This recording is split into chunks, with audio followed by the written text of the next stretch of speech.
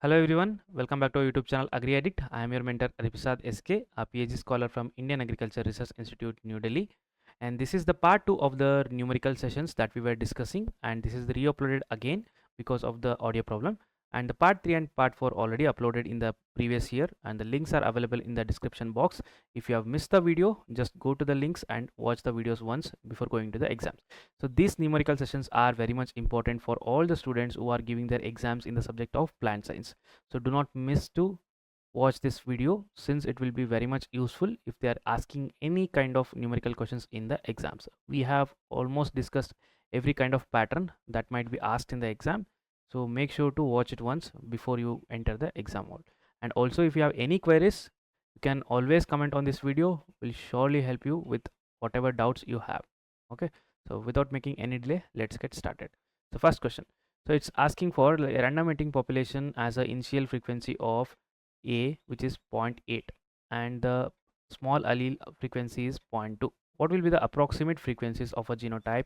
Capital A, it should be capital A, and capital A, and small a, when the inbreeding coefficient of the population is becomes 0.30. So the inbreeding coefficient is 0.30. So if you have watched my previous video in which I have told you what is this inbreeding coefficient, is nothing but a probability of having the two alleles which are identical by descent, and this value will be of 1. If the value of f is equal to 1, it means the population is undergoing complete inbreeding, or it is completely inbreeding population. And if it is 0, that means it is a complete random mating population. Okay, so based on this, they are asking now, since the inbreeding coefficient is 0.3, what will be the expected or approximate frequencies of capital A, and small a, and they have also given the allelic frequency of these alleles. The capital A allelic frequency is 0.8 and the small a frequency is 0.2. So this question can be solved by using a simple formula, which is, if you want to calculate the new genotypic frequency of the capital A, and this is the formula, and if you are wanting to calculate the genotypic frequency of capital A small a, and this is the formula, and lastly, if you want to calculate the genotypic frequency of small a, this would be the formula. Here we already know the p and q values. The p value is 0.8 and the q value is 0.2. So we have to just substitute the values here. In this, it is 0.8 into 0.8 into, sorry, plus 0.8 into 0.2 into f. The f value given is 0.3 now. So this would be approximately equal to 0.64, and it is 0.16 into 0.3, right?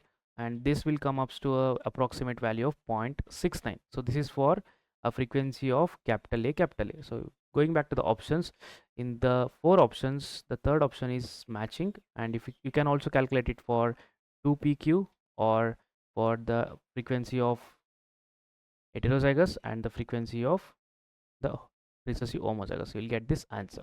Okay, what you have to remember is, you have to remember this formula. So these formulas are very much important if they are going to ask any questions related to the f. F is inbreeding coefficient, do not forget this. Okay, next question. Here the second question says about the blood group. So the blood group related questions are very much important, since they will be regularly asked in the several exams. Okay, so let us solve this question. In case of Mn blood group, the sample of 100 individuals have 75 persons with the M, and 10 with the Mn blood group, and 15 with the N blood group. And what will be the frequencies of M and N alleles? So this looks a bit complicated, but it is very easy to solve. So what they are saying, that they are saying the total number of individuals. What is the total number of individuals? The total number of individuals they are considering, it is 100, out of which they are saying that 75 persons are with M. So M blood group. So 75 persons are with the M blood group. So the M blood group is possible because of two identical alleles with the LM and LM. And next they are saying that 10 individuals are with the Mn blood group. Mn blood group, they are 10 individuals. That means LM and LN would be the case of the allelic combination, and it is 10 here. And lastly, we have N blood group. So the N blood group, it is LN and LN. So it would be around, as mentioned, it is 15. So this is LN and LN. Now they are asking us like what would be the frequency of M and L. So frequency of M and frequency of L.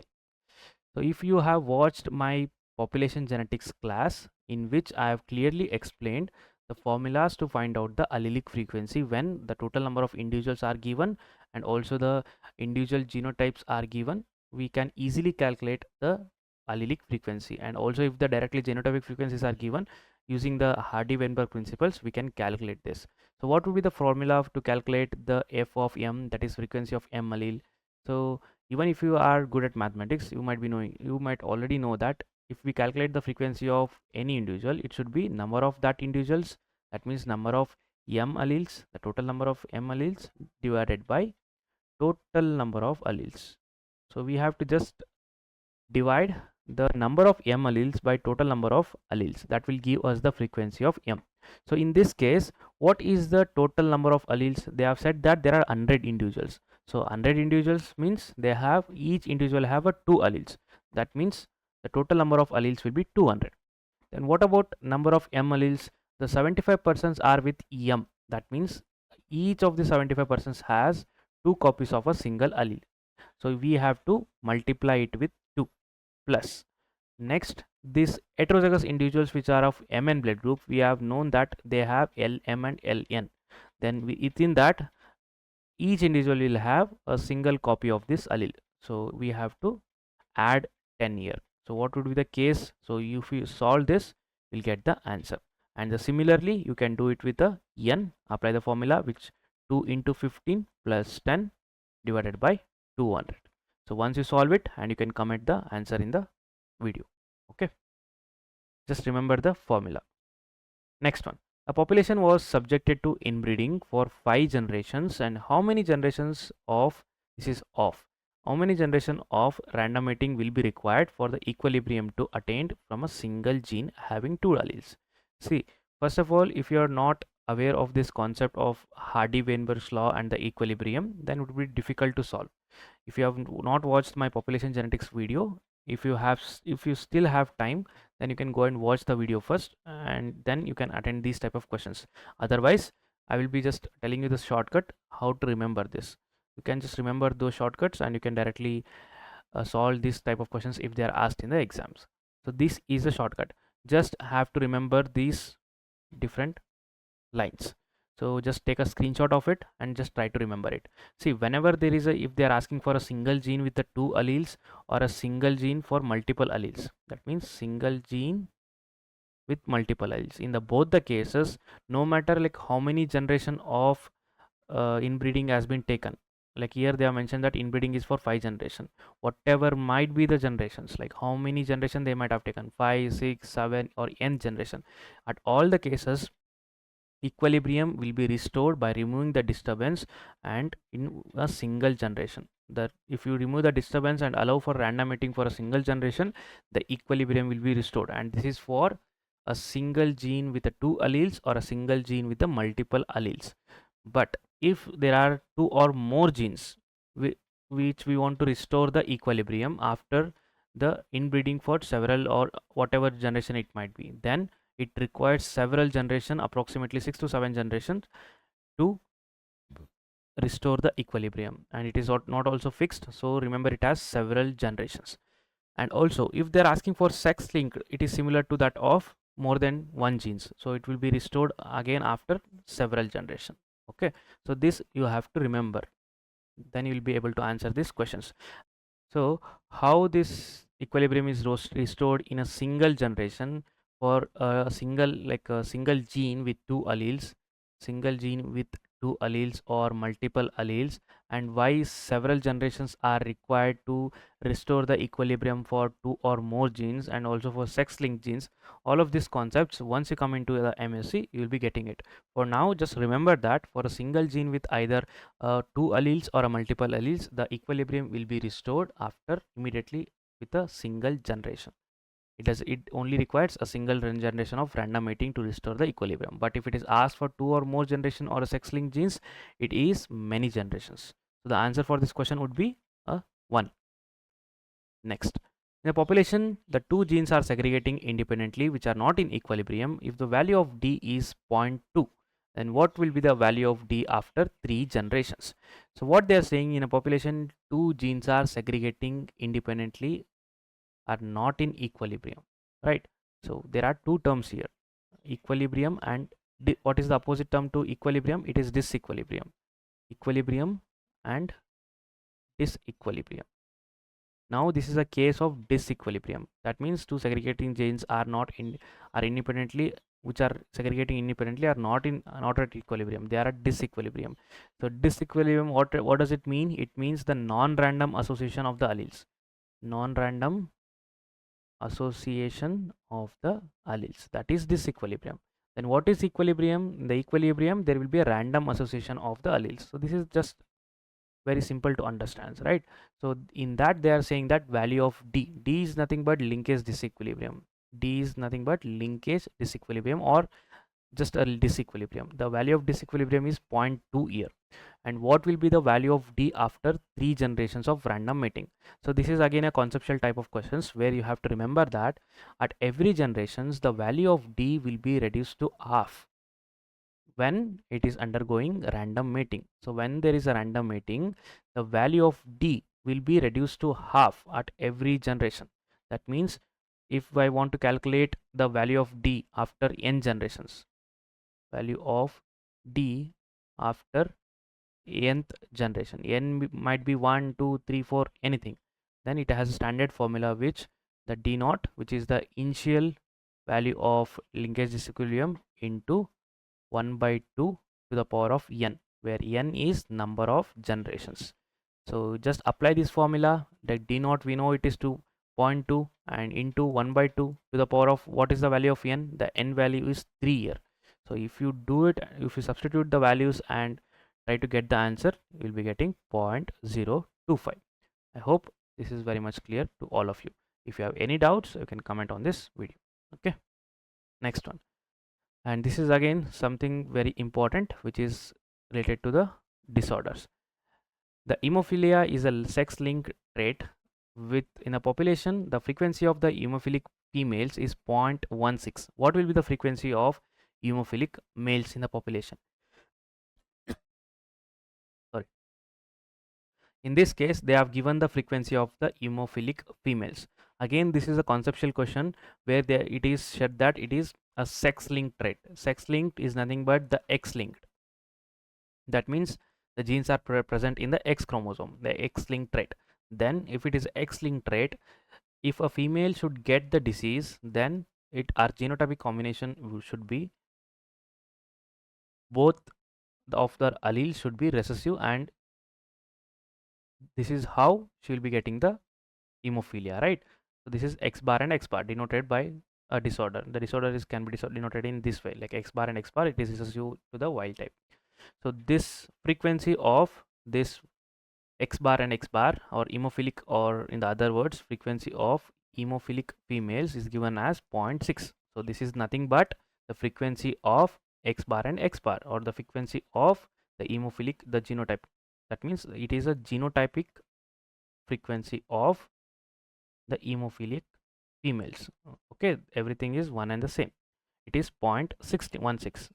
So now they are asking what would be the frequency of hemophilic males. See, for the hemophilic female, this is the genetic constitution. But what should be the genetic constitution for the hemophilic male? It is EXY, and this should be the recessive one, and this should be this is the one which will cause the hemophilia. But the difference between the males and females, what is the difference? This is present in the 2 copies in the female, but the 1 copy of this allele is enough to make a individual deceased in case of male. So they are asking this frequency. So this is you can assume it as Q square, since it is a genotypic frequency of one type of combination. So the Q square is equal to 0.6, which is a genotypic frequency of hemophilic females.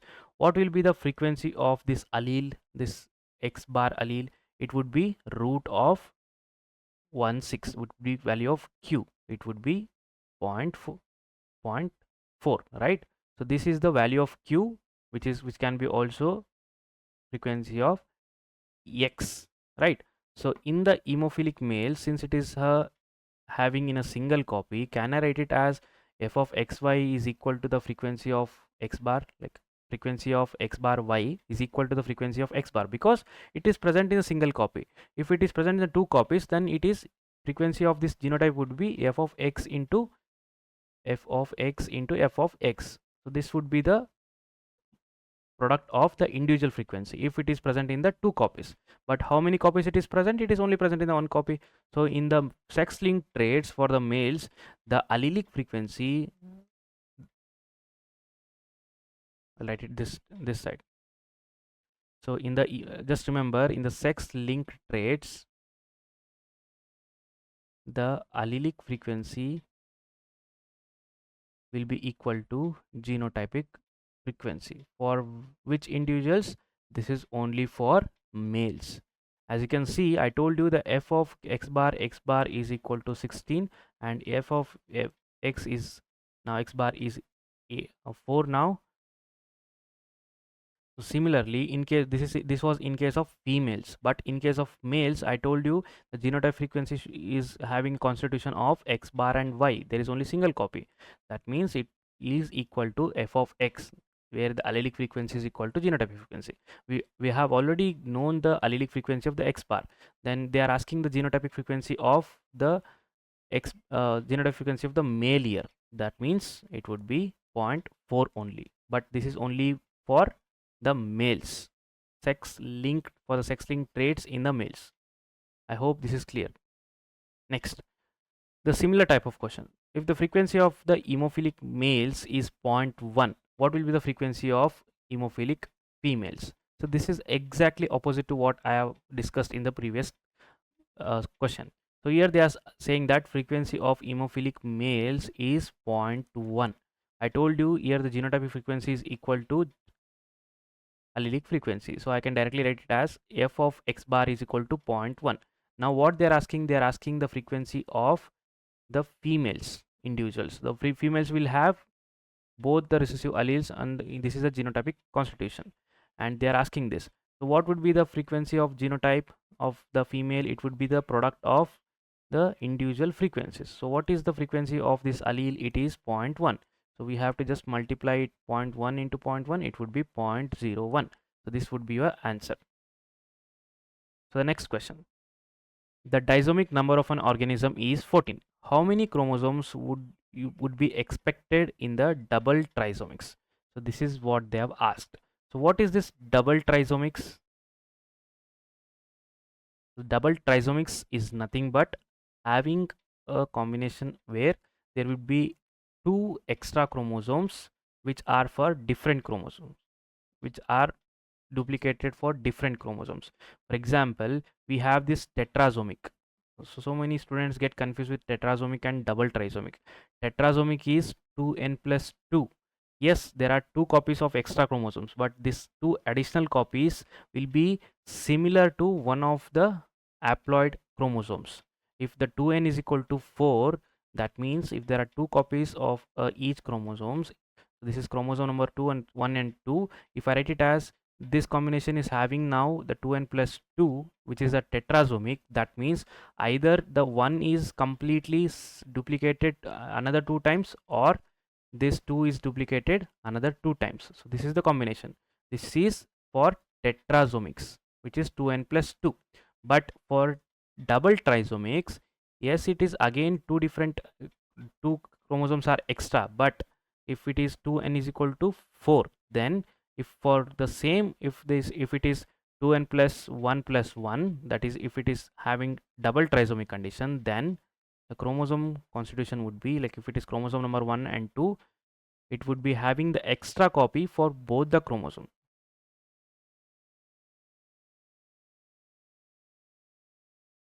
This is 1 and this is 2. That means these two are not same. These are completely different. This is from different chromosome and this is from different chromosome. This is what double trisomic means. Okay. Next, so what they are asking, how many chromosomes would be expected in the double trisomics? See, original is 14. 14 plus additionally there will be 2. So there will be total of 16 chromosomes that will be expected in case of double trisomics. And also students get confused here. The question was asked about the expected number of double trisomics. They are not asking the possible number of, they are not asking the possible number of double trisomics, similar to that, similar to the question which we have discussed in the previous video, which was like how many number of primary trisomics was possible, how many number of secondary trisomic was possible. This is not that question. If in case they are asking about possible number of double trisomics, it has a direct formula, which is n into n minus 1 divided by 2. So we have to substitute the value of n, which will be the haploid number of chromosomes, that will give us the answer. Next, this is for the possible number of double trisomic, and it is also same for possible number of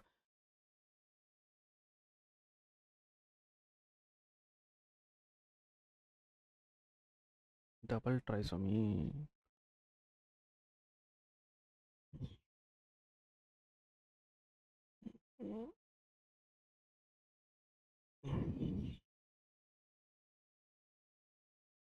And also remember this is for the possible number of double trisomics, which is 2n plus 1 plus 1. Similarly, possible, okay, I will write it here. This is for the formula which I showed you earlier. This is for possible number of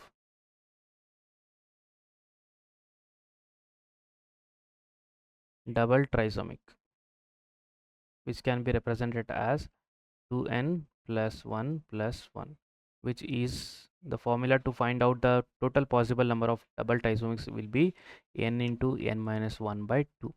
Next, the possible number of double monosomics, that can be also calculated. So monosomics, the condition is 2n minus 1 minus 1, double monosomic. This is again the formula remains the same, it is 2n into n minus 1 by 2. But if they are asking for possible number of tetrasomic, then it is just n. Just remember this formula. Okay. The next question. In case of an organism having the 5 pairs of chromosomes, which of the following will be the frequency of gametes having 2 paternal centromeres? So just break the question, so you'll get the answer. Initially, like seeing the questions, you might be confused, but after clearly understanding the questions, you'll be able to solve it. So they are saying there are organism is having 5 pairs of chromosomes. 5 pairs of chromosomes, a single individual. 1, 2, 3, 4, 5. So they are asking frequency of the gametes that will be having 2 paternal centromeres. See, paternal centromeres means this individual will have 2 chromosomes. One will be inherited from mother and another will be inherited from father. Similarly, for all the different cases, mother, father, paternal and maternal. So now they are asking us that when these individuals, any of these individuals, so this is a single individual, right? So this is a single individual with 5 pairs of chromosomes. So these individuals, when it forms the gametes, we know that with the process of meiosis, we get 4 different gametes. They are asking in a single gamete, what is the probability that the 5 chromosomes. So in the in the gametes, it will be obviously in the haploid, the single copy will be present. So 5 copies will come. The 5 copies in which the 2 should be at least paternal, the 2 should be at least paternal, what is the probability of getting this? So this is what they have asked. Though it looks complicated, it can be solved with a simple formula which we have discussed already, that is ncr p power n minus r and r to the like q power r. So what is the p now? Again, since the chromosomes individual has both maternal and paternal chromosomes and each one has the equal probability of transforming it into the progeny or the gametes, the p value will be equal to half only, that is 1 by 2. Then q will be, obviously it will be 1 minus p, it is q, it is 1 by 2 again. Then what is n here? N is for 5 pairs, so 5c and the 2, it is 2 paternal, so R value can be taken as 2. So if we solve this, we'll get the answer. So just solve the question and get the answer and the comment in the video. So I'll be looking at the answers and I will be replying to you. Okay, next one. So in the F2 segregating, in an F2 segregating for 4 pairs of alleles, the proportion of individuals as extreme as either parent, which will be which of the following. So this is the question which I have already discussed in the one of the previous video, and the answer to this question would be 1 by 128, or see, actual answer that will come is 2 by 256. But sometimes do not get confused when you do not get the answer. Like when the answer is not matching the options, do not think that there is something wrong or your method is wrong. Just try to see the simplified version of your answer. It is further simplified to 1 by 28. That's it. Okay, do not go for 1 by 256 by mistake. It is 1 by 128 here. This 2 by 256 is simplified. That's it. This is wrong. This is the answer. Next one. There are 6 babies born in the hospital on the same day. What is the probability that 2 of them will be boys and 4 of them will be the girls? This is again with the formula NCR P power n minus R and Q power R. I'm not expecting these type of questions in the exams, but I can't be 100% sure, since like this is somewhat related to genetics. Sometimes you might get it. If you're good at mathematics, you can use the formula and simply solve it. Even if you're not good, it's very simple. Just remember this formula. You might be already knowing this from 11th and 12th. It's just you substitute the values and get the answer. That's it. Okay, next question. At what allelic frequency, let us take it as what allelic frequency of A, the heterozygous genotype capital A small a will be twice as frequent as homozygous genotype, which is capital A, in a random mating population at Hardy-Weinberg equilibrium. So to solve this, just note down the given statements. Like in the statement, they are given that the frequency of the heterozygous genotype should be equal to twice of frequency of the homozygous genotype. So this equation should be satisfied. So they are asking at what allelic frequency of capital A this equation will be satisfied. So to answer this, you can just substitute all of the values and check. For example, if f of capital A small a is 2 into p into q is equal to 2 into f of a is p into p. So the p value, just assume it as a. It is 0.6. If the p value is 0.6, q value will be 0.4, right? So just substitute this answer for all the options. You will get one answer. Only one of the 4 following options will be correct. Just try to solve it and comment on the video. Okay, and I have already given you the answer. It is 0.5. Next one. Which of the following is the number of recombinant joints that is produced after each double stranded break during the homologous recombination? See, if you have studied the double strand break model, which I have clearly explained in one of our master course class, it is also present in the BD, like it is also available in the BD book. You can go through it. So according to the double strand break model, which was a refined version of Holiday model, it explains that how the recombination is happening. Within that, they are asking the total number of recombinant joints. As you can clearly see, there are 2 recombinant joints that are formed whenever there is a double strand break. Okay, this is according to the double strand break model, and the answer is 2. Next one. In an exo-human, what will be the number of Barr bodies? So this Barr bodies is also very much important for your exam. They are asking for number of Barr bodies. So there is a simple formula to like calculate the number of Barr bodies, and also remember these Barr bodies are only limited to the female in the humans. They are not in the males. Okay, so the number of Barr bodies will be equal to the X total number of X chromosome minus autosomal sets by 2. A is number of autosomal sets. For diploid, what will be the autosomal set? Autosomal sets. For diploids, what will be the number of autosomal sets? It will be equal to 2, right? So since this is a diploid that we are seeing here, since they are not given that any other conditions, we'll assume it as a diploid. In that case, what is the total number of X chromosome that is present? The total number of X chromosome is 1 here, and total number of autosomal set is 2 divided by 2, it would be 0. That means in a XO human there would be no Barr body. But what about if the question is asking about XX? In that case, substitute the same thing, total number of X chromosomes. So this we are talking about the allosomes, not the autosomes. Okay, we are only considering the total number of X chromosomes in the allosomes. Fine.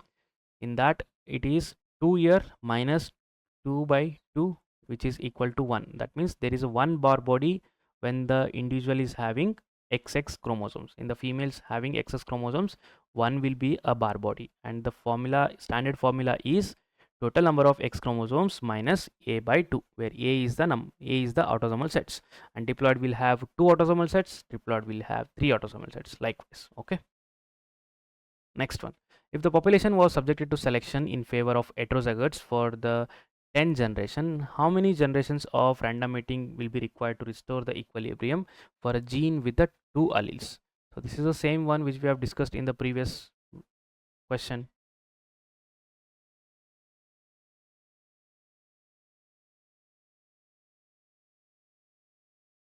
So the question, you can see they are asking the same question is being repeated, and the answer is again the same. It is requires only single generation of random mating. Make sure to just mug up the things that I have given on that slide. Okay, that will definitely help you in your exam. So this is one. So that's it for today's video. Like other two parts I have been already discussed in the previous year. So the links for the part 3 and part 4 will be available in the description box. If you have not watched the video, you can go and watch it. And if you have any doubts regarding any of the questions which I have discussed in this video, you can freely comment on this video. I'll be definitely answering your questions. And you can also join our WhatsApp group for the discussions. Okay. So I would like to wish each and every aspirant who is giving their ICAR PG exams in their respective subjects. I wish you all the very best for your exams. I hope like you have already prepared well. So give your best shot in the exams. Let the best results be waiting for you after your exams. Thank you so much.